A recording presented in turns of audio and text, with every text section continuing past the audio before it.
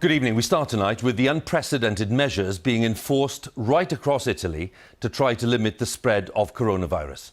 As the number of cases and deaths rises sharply, Italy faces growing isolation with thousands of flights cancelled and stringent controls on its borders with Austria and Slovenia. Public gatherings, including sports events, are banned and schools and universities are closed. Italians are being advised simply to stay at home. The number of confirmed cases has risen to more than 10,000 and the number of deaths in Italy has increased by more than a third to 631. Here in the UK, a sixth person has died and the number of cases here has risen to 382. More on that in a moment. But first, this report from our Italy correspondent, Mark Lowen. All residents stay at home, orders the police. From Naples in the south to the supermarkets of Rome, to the financial capital up in Milan, news of the restrictions spread as fast as the virus. In Bologna today, they began to adjust to the toughest limitations since the war. Public gatherings banned, bars and restaurants closed from 6 p.m, tables a metre apart, schools, museums and nightclubs shut. Everyone is affected. Italians, tourists and expats living here, staying put as several airlines stop flights. Well, obviously we won't be able to travel in the immediate future. We've been told that we can only take trains between the cities in Italy for reasons of work or health or for some extraordinary emergency. And apart from that, we must stay put. But that seems sensible. And another thing is they've put this limelight or spotlight on age groups and makes me feel really, really old. But I'm optimistic about it. Moving around requires a form, which we also had to complete, allowing travel for work or health emergencies or to return home. We'd have to produce it if asked. It says here that falsifying this document could lead to prosecution. Never could people in Italy have conceived of the idea that they'd need this to be able to move within their own country. As we drove out, traffic seemed quieter. Roads are open, though Slovenia says it will close its border, and Austria has banned Italians entering unless with medical certificates. Well, we've come out of Bologna now and we're on the motorway to Rome, and we haven't seen any police checks for the documents, so still not clear how these restrictions are going to be enforced. We pulled over and got through to a doctor in one of the worst virus-hit areas. Hospitals are near breaking point. We need more beds, more doctors, more nurses, because I think that in 1 to 2 weeks we will reach the top. So if we will not have more facilities, we will not know how to take care of the patients. We are facing a war now here. In Rome, deserted tourist sites show the huge economic impact. The government now discussing suspending tax and bill payments to ease pressure. From inside the Vatican, the Pope led Mass, urging priests to have the courage to visit the sick, a risky call. And often it's too late. Even funerals are now banned, replaced with a restricted blessing. The virus is killing and taking Italy's dignity with it. Well, this area of Rome, the tourist heart beside St. Peter's Square, is usually buzzing with restaurants. Now look at it. And tonight, the Prime Minister's office says they're considering imposing even more severe restrictions. One last thought, Hugh. In the northern town of Codogno, the original epicentre of the virus, for the first time, they've reported no new cases in the past day. A glimmer of hope, perhaps, so desperately needed here. Mark, many thanks again. Mark Lowen with the latest there for us on the situation in Italy. He was in Rome. Well, several airlines, including British Airways and Ryanair, have cancelled all their flights to and from Italy for a month, leaving some passengers stranded. Others, including Air France, have announced drastically reduced timetables. Our transport correspondent Tom Burridge is at Heathrow Airport with the latest for us. Hugh, with airlines cancelling thousands of flights today, some people have contacted us who are out in Italy wondering how they're going to get home. Now, some people, a small number, will be able to book onto Ryanair flights, which will still operate until Friday. And EasyJet is going to operate a small number of what it's calling rescue flights in the coming days, both to bring people back to Britain and for essential travel out to Italy. Now, the government is talking to airlines. I'm told it's a fluid situation. They're trying to work out exactly how many flights are needed so that anyone who lives in Britain, who's out in Italy at the moment, can get home. But airlines are being hit more broadly because passenger numbers globally have fallen off a cliff. And that's why you've seen airlines like Norwegian Air today cutting 15% of flights out of their schedule in the coming weeks and saying they'll temporarily lay off some staff. British Airways has emailed all of its staff asking them whether they're willing to take voluntary unpaid leave. The airline industry is a precarious place at the best of times. These are the worst of times, and airlines are being hit hard. Tom, many thanks again. Tom Burridge there with the latest for us on the airline industry's problems. He's at Heathrow there. With me here is our medical correspondent, Fergus Walsh. Fergus, again today, not surprisingly, we're focusing on Italy and the drastic measures there. Are we in a better position now to understand why Italy has been so badly hit? Some of it, Hugh, is down to poor surveillance early on, around mid-January. For several weeks, this virus was circulating silently, and so cases were being missed, and the Italians have been playing catch-up ever since. A lot of transmission among families in the home between generations, and Italy has the second oldest population in the world after Japan, hence the high death toll. When we think about the pressures on the Italian health service, which of course is a very advanced service, and then we think of our own NHS, which is clearly also a very advanced service, do you think the NHS would cope in the same way? Would it feel the strain in the same way as the Italians have done? The simple answer is any healthcare system in the world would feel the strain with this level of pressure, and it's down to sheer numbers in Italy.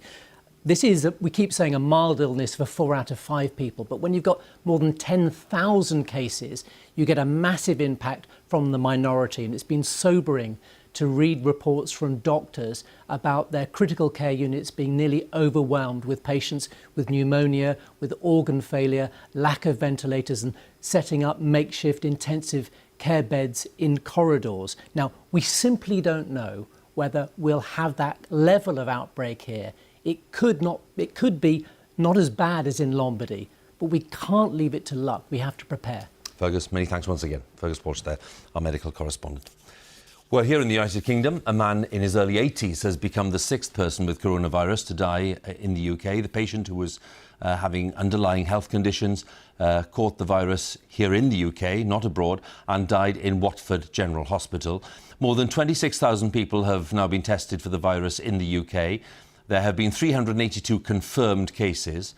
Part of the government's plan is to try to limit the number of people who need hospital admission, and that means GPs playing a central role. Our health editor, Hugh Pym, has more details. This is the sort of protective equipment which NHS staff have to wear if they're in contact with patients possibly infected with the coronavirus. Here, 2 nurses demonstrate how it's put on ahead of carrying out a test. GPs are now being sent the equipment for use in their surgeries. One leading GP said they expect many patients to come in, even though those who might have the virus have been urged to stay away and call NHS 111, and that'll mean non-urgent appointments being cancelled. We do expect cases to rise rapidly over the coming weeks. Practices are routinely doing health checks, assessing people's blood pressure, diabetic control, long-term problems with heart disease and lung disease. Those routine checks will need to stop. Some GPs have complained they haven't yet received the equipment. Ministers say it's being sent out this week. We wanted to get the timing of the rollout right so that the equipment is there should this epidemic hit in a very large way. A 6th patient has died in the UK with the coronavirus. At Watford General Hospital, a man in his early 80s who had underlying health conditions. And at the Specialist Children's Hospital Great Ormond Street, a health worker tested positive for the virus. Non-essential heart surgery and related appointments will be stopped for 2 weeks. The son of a patient who died at the North Manchester General Hospital, now in isolation himself, spoke to the BBC. My father obviously has passed away, and I cannot even go to the hospital. His illness 2 months ago or so, it didn't even exist, and yesterday just took away my dad, and it's really, really heartbreaking. So, with the spread of the coronavirus, what is the NHS facing up to here, whether it's GP practices or hospitals? One senior health official said today there could at some stage be thousands of cases in the UK. We can expect, if you like, a peak in cases. It has a relatively slow take-off at the start, and that's really where we are at the moment. It will start to rise quite sharply. Hello, Jonathan. It's Dr. Mayer here. GP video consultations will be more common with infected patients at home and others who want to avoid surgery visits. This is a demonstration with a member of staff.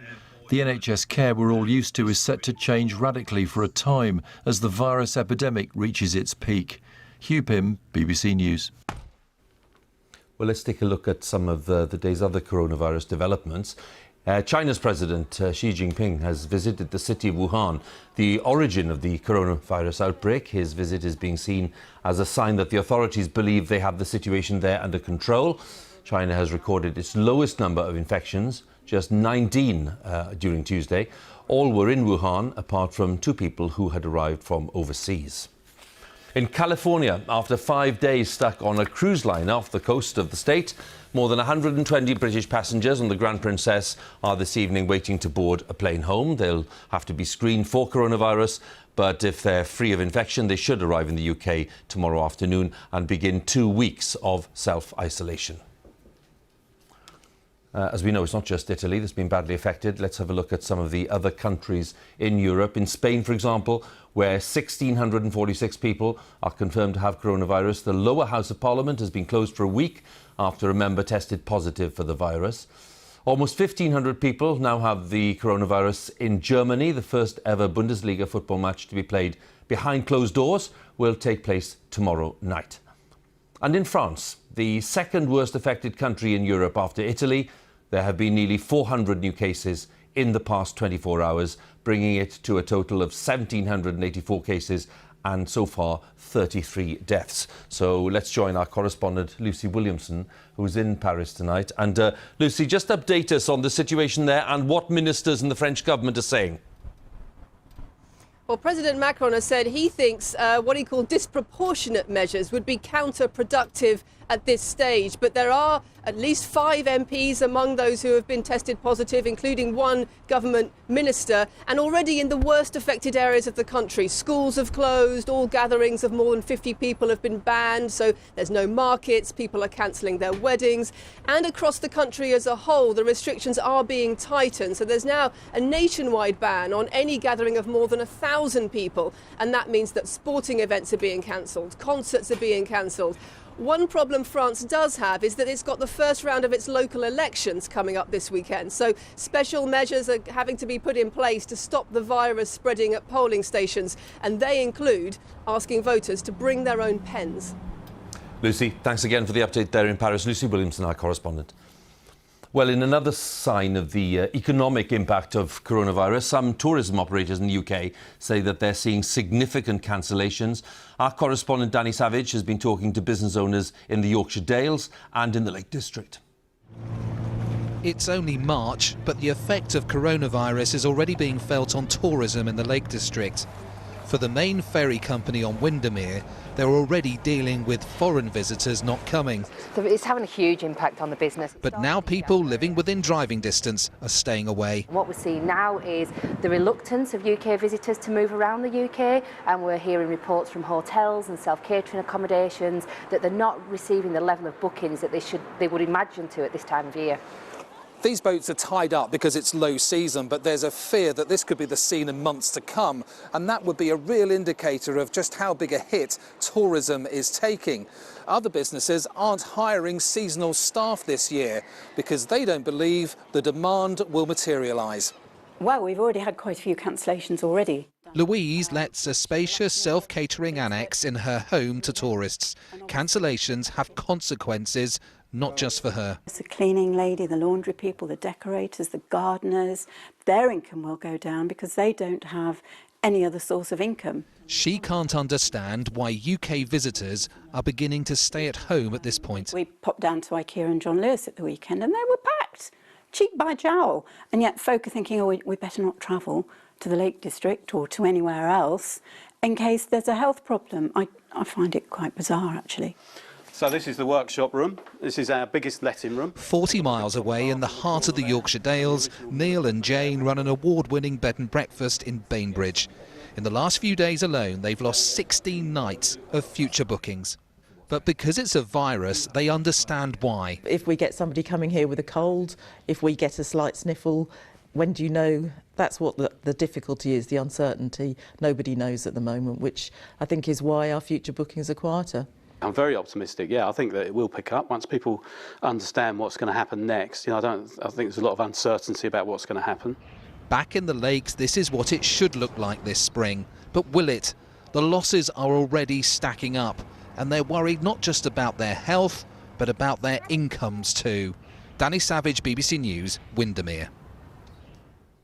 Well, measures to help tackle coronavirus are expected to feature prominently in tomorrow's budget. It's the first for the newly appointed Chancellor Rishi Sunak. He's also expected to promise to boost infrastructure spending to its highest in decades, possibly, on rail and roads, affordable housing, broadband and research. Our political editor Laura Kuenssberg is at Westminster. And Laura, what are we expecting then tomorrow?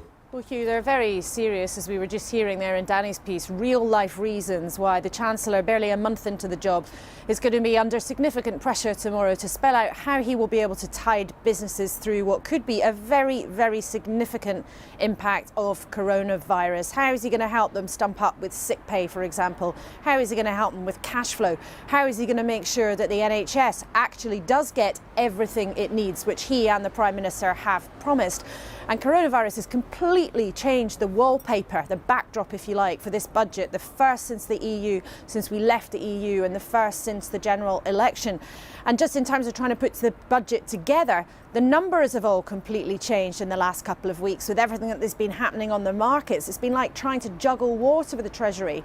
That said, there is no way that the government's going to give up on the promises that they made in the manifesto. They say they want to get on with the promises that they made in terms of infrastructure spending. So tomorrow I understand that they will set out more than £600 billion over 5 years promised for roads, rail, research, those kinds of things. An eye-watering sum of money, not that different when we compare it with what was promised in the manifesto and already planned, but certainly a change of gear compared to recent decades. Remember though, spending on capital, things like bricks and mortar, roads and rail, are not the same as day-to-day spending in government departments. So promising big cheques for the future does not mean that the strain, the very real squeeze on some government departments will suddenly disappear. Laura, many thanks again. Laura Kuenssberg looking ahead to tomorrow's budget there at Westminster.